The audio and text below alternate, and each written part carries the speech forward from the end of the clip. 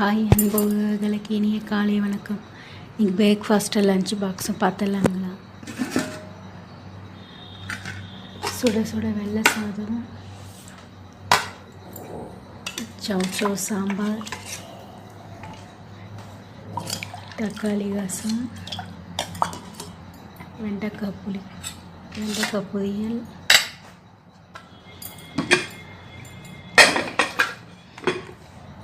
வெண்பொங்கல்,